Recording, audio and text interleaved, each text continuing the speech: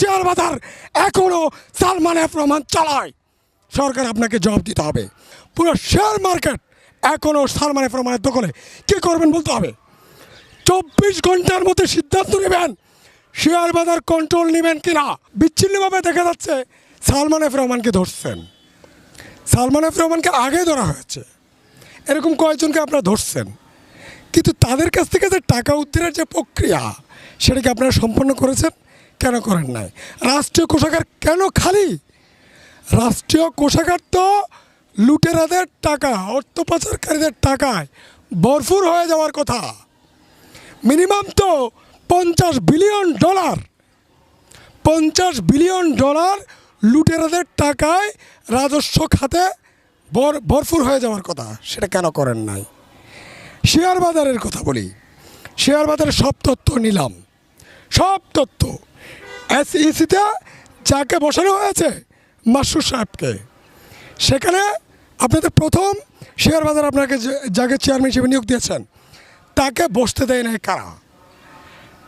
এই যে শেয়ার বাজারের প্রধান লুটেরা সালমান এফ রহমান, আকবর, এই বসুন্ধরা গ্রুপ, এস আলম গ্রুপের যে আধিপত্য, সেই চক্র মিলে আপনার সরকার যাকে বসিয়েছেন চেয়ারম্যান হিসেবে তাকে বসতে দিল না। আপনারা যে এরকম ব্যর্থতার পরিচয় দেন, যারা বসতে দেয় নাই সেই 2 জন কমিশনার, 2 জন ইডি এখনও কিন্তু ক্ষমতায়।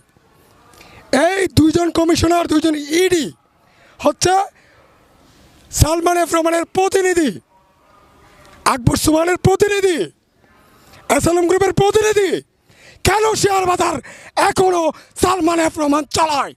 সরকার আপনাকে জবাব দিতে হবে। কেন SEC চেয়ারম্যানকে পদে বসিয়ে তিনি পদে বসতে পারেন নাই, সেই জবাব আপনাদেরকে দিতে হবে।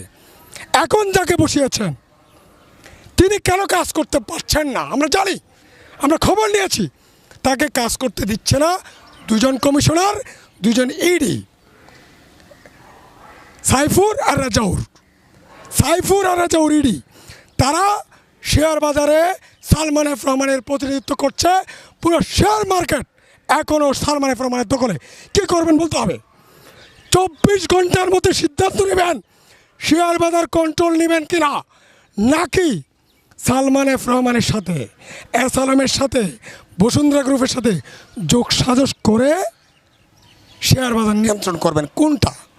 বিপ্লবী সরকার যদি হয়ে থাকেন, জনতার সরকার যদি হয়ে থাকেন, দ্রুত শেয়ার বাজারের সকল ভিতরের লুটেরা, নির্বাহীদের সাসপেন্ড করে সৎ যোগ্য, শেয়ার বাজার সবচেয়ে ভালো বুঝেন, শেয়ার বাজার বাঁচাতে পারে এইরকম একজনকে নিয়োগ দিবেন এবং ভিতরে সৎ অফিসারদেরকে নিয়োগ দেওয়ার মধ্য দিয়ে শেয়ার বাজারকে রক্ষা করবেন।